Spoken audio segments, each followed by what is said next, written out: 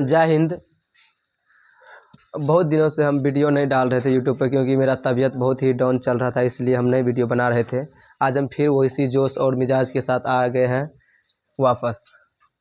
तो आज हम अध्याय 8वां लेकर के आए हैं, 12th का हिंदी जो है ना, 12th के हिंदी का 8वां अध्याय, जिसका नाम है सिपाही की माँ। सिपाही की माँ, और ये पार्ट 1 है। जैसा कि आप सभी को पता है कि मेरा जो भी वीडियो आता है हिंदी से रिलेटेड, उसमें जो है पार्ट 1 और पार्ट 2 करके दिया जाता है, ताकि बच्चों को देखने में बोर फीलिंग ना हो। ज़्यादा टाइम का रहता है तो मतलब मन अच्छा नहीं, मतलब इच्छा आ जाता है, ठीक ना, तो ज़्यादा बोर फीलिंग होने लगता है। इसलिए शॉर्ट टाइम में दिया से मतलब खाते पीते देख लीजिए और दिमाग में एक बार में समझ जाइएगा। एक बार बताएंगे, दूसरा बार मतलब आपको पढ़ने की ज़रूरत भी नहीं पड़ेगा। इस तरह से हम कंटेंट को तैयार किए हैं। तो ये हम देखते हैं सिपाही की माँ का पार्ट 1 में हिंदी 100 मार्क का है, दिगंत भाग, उसी से क्वेश्चन है। और ये क्वेश्चन बिल्कुल काट छाँट के दिया गया, बिल्कुल छाँट करके दिया गया। जो क्वेश्चन 2024 में 2025 में पूछा जाएगा वही क्वेश्चन दिया गया। ये नहीं से मतलब पूरा किताब से जो क्वेश्चन दिया सब क्वेश्चन डाल दे, ऐसा नहीं किया गया है। वही क्वेश्चन सेलेक्टेड क्वेश्चन है जो पूछा ही जाएगा। Most very very important question है, ठीक ना। तो आइए हम देखते हैं, पहले इसका परिचय ले लेते हैं, सिपाही की माँ का परिचय। ये जो है एकांकी है। सिपाही की माँ क्या है? एकांकी है। और इसका लेखक जो है ना, सिपाही की माँ के एकांकी के लेखक मोहन राकेश है। कौन है? मोहन राकेश। और मोहन राकेश जी का जन्म हुआ था 8 जनवरी 1925 ईस्वी में। कब हुआ था बच्चों? तो 8 जनवरी 1925 ईस्वी में इसका जन्म हुआ था। और निधन, ये दुनिया छोड़कर चले गए थे 3 दिसंबर 1972 ईस्वी में इसका निधन हो गया। तो मोहन राकेश जी का जन्म हुआ था, कब हुआ था? 8 जनवरी 1925 ईस्वी में, और निधन हुआ था 3 दिसंबर 1972 ईस्वी में। यहाँ तक आप लोग को क्लियर हो गया होगा। अब इसका जन्म स्थान की बात करते हैं। तो जन्म स्थान, ये जड़ी वाली गली, अमृतसर पंजाब में इसका जन्म स्थान हुआ था। पंजाब में एक गली है जिसका नाम है जड़ी वाली गली, ये अमृतसर में है। तो अमृतसर के जड़ी वाली गली में इसका जन्म हुआ था, जो पंजाब में है। तो पंजाब के जड़ी वाली गली अमृतसर में मोहन राकेश जी का जन्म हुआ था। और बचपन में इसका नाम बहुत ही प्रिय अच्छा नाम था, मदन मोहन गुगलानी। तो बचपन में क्या नाम था इसका? बचपन का नाम था मदन मोहन गुगलानी, ठीक। गुगलानी परिवार से थे। और माता का नाम था बच्चन कौर। उनके माता जी के प्रिय माता जी के नाम क्या थी? तो बच्चन कौर। और उनके पिताजी के नाम थे श्री करमचंद गुगलानी। क्या नाम थे उसके? करमचंद गुगलानी। उनका प्रमुख रचना, उन्होंने जो भी रचना की है, जो भी चीज़ लिखे हैं, प्रमुख रचना, तो उसके प्रमुख रचना का नाम क्या? बहुत ही प्यारा सा है कि इंसान के खंडहर। क्या नाम है? इंसान के खंडहर। दूसरा है रचना उसका जानवर और जानवर। तीसरा रचना है कि फौलाद का आकाश। किसका आकाश? फौलाद का आकाश। और उसके बाद है वारिस इत्यादि। बहुत सारा लिखा है, जिसमें मेन इंपॉर्टेंट जो है वही दिया गया है कि इंसान के खंडहर जो पूछा जाएगा, इंसान के खंडहर, जानवर और जानवर, फौलाद का आकाश और वारिस, ये सभी उनकी रचना, उनके मोहन राकेश जी के रचना है। आइए क्वेश्चन नंबर 1 को हम डील करते हैं, इसका उत्तर हम देते हैं। क्वेश्चन नंबर 1 में कहता है कि बिस्नी और मुन्नी को किसकी प्रतीक्षा है? बिस्नी और मुन्नी को किसकी प्रतीक्षा है? वे डाकियों की राह क्यों देखती है? देखिए, मोहन राकेश के द्वारा जो कविता एकांकी लिखा गया है, इसमें एक गरीब परिवार के, एक निम्न मध्य परिवार के माँ बेटी की कथा वस्तु को प्रस्तुत किया गया, जिसके घर का एकलौता बेटा मानक है, जो बर्मा में युद्ध लड़ने के लिए जाता है। और युद्ध लड़ने के लिए क्यों जाता है? क्योंकि जो एकलौता बेटा है और घर का सारा जिम्मेवारी उसी के पास है, ठीक ना। और वह युद्ध लड़ने के लिए इसलिए जाता है कि उसके घर में एक बहन है जिसकी नाम मुन्नी है, और उसकी शादी उसको करवाना है। शादी के लायक हो गई है, इसलिए उसकी शादी करवाना है।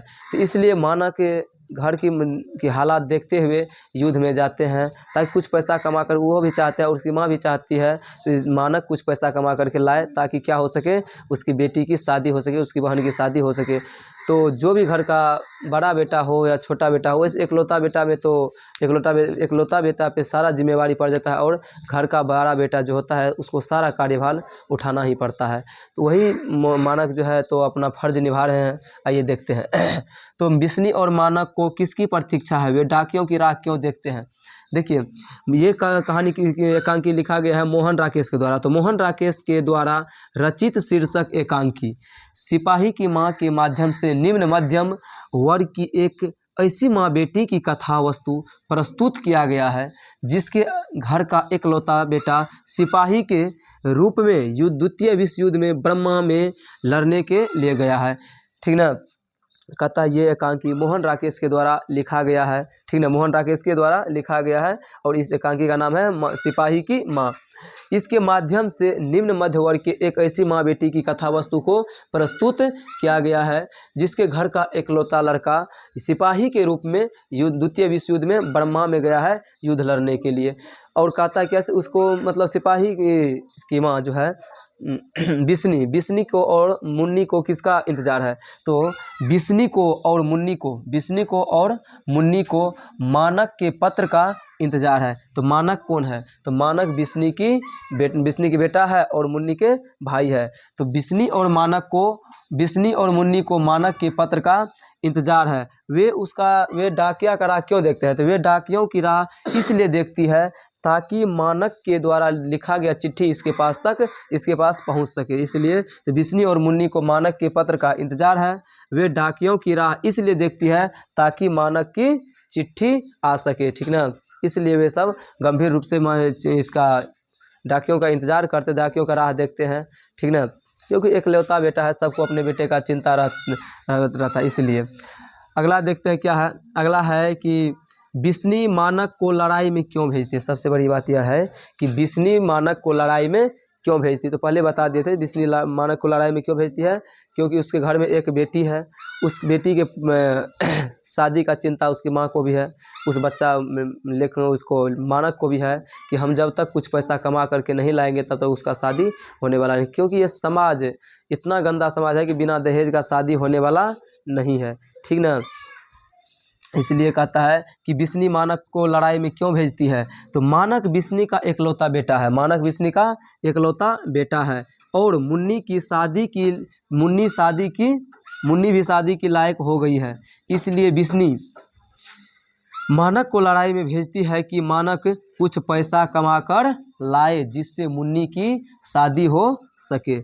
तो बिस्नी मानक को लड़ाई में क्यों भेजती है, तो बिस्नी मानक को लड़ाई में इसलिए भेजती है क्योंकि मानक जो है ना बिस्नी का एकलौता बेटा है, मानक बिस्नी का एकलौता बेटा है और मुन्नी भी अभी शादी के लायक हो गई है, इसलिए बिस्नी मानक को युद्ध में भेजते हैं ताकि मानक कुछ पैसा कमा करके लाए जिससे मुन्नी की क्या हो सके, शादी हो सके, इसलिए भेजती है। समझ में आया होगा।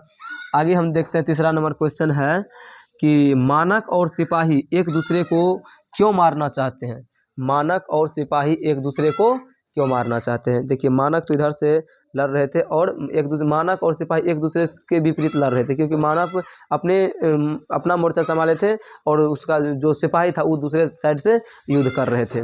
ठीक ना, आखिर क्यों मारना चाहते हैं वे एक दूसरे को, आइए हम देखते हैं। तो कहता है युद्ध के मैदान में मानक और सिपाही एक दूसरे के विपरीत युद्ध कर रहे थे। मानक और सिपाही एक दूसरे के विरुद्ध युद्ध कर रहे थे, एक दूसरे के विपरीत युद्ध कर रहे थे। उस युद्ध में मानक ने सिपाही को बुरी तरह घायल कर दिया था। जो युद्ध हो रहा था ब्रह्मा में, उस युद्ध में मानक ने सिपाही को बुरी तरह से घायल कर दिया था। इसलिए सिपाही युद्ध के मैदान से ही मानक का पीछा करते हुए उसके घर तक आया, जिसके कारण दोनों की दुश्मनी काफ़ी बढ़ गई। इसी कारण मानक और सिपाही एक दूसरे को मारना चाहते थे। कह रहा है मानक और सिपाही एक दूसरे को क्यों मारना चाहते हैं, तो युद्ध के मैदान में मानक और सिपाही एक दूसरे के विरुद्ध युद्ध कर रहे थे, एक दूसरे के विरुद्ध क्या कर रहे थे, युद्ध कर रहे थे। ठीक ना, उस युद्ध में मानक ने सिपाही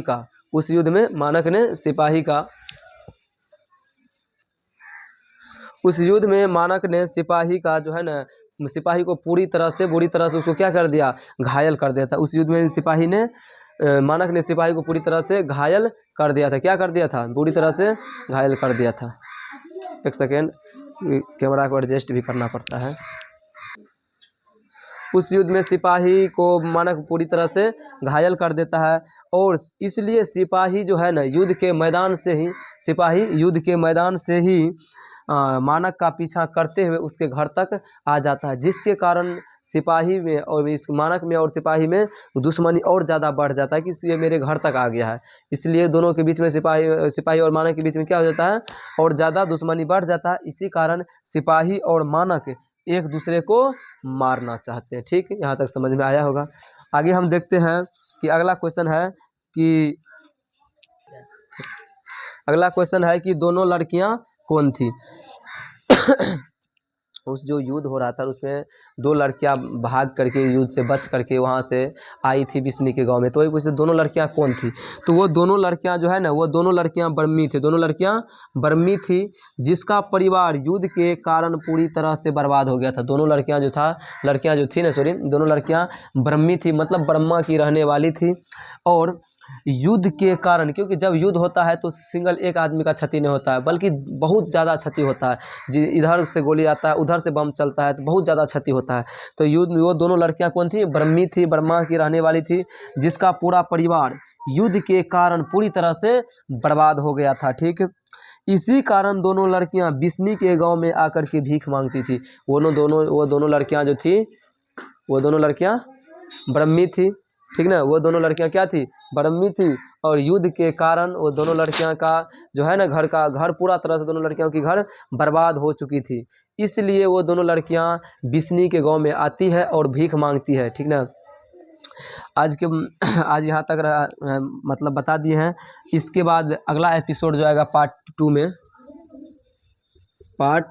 टू में इसका कंप्लीट करवा दिया जाएगा। ठीक ना, क्योंकि पार्ट 1 ये है और पार्ट 1 में आधा कर दिए हैं, पार्ट 2 में इसका पूरा हम विश्लेषण कर देंगे। और इसको देखने के लिए चूकिएगा नहीं, क्योंकि इसमें वो इससे सिलेक्टेड क्वेश्चन दिया गया है। ठीक ना, और आप भी देखिए, अपने दोस्तों को भी शेयर कीजिए ताकि उसका भी क्या हो सके, भला हो सके। और लाइक शेयर कमेंट सब्सक्राइब करते रहिए और आगे भी शेयर कीजिए। धन्यवाद।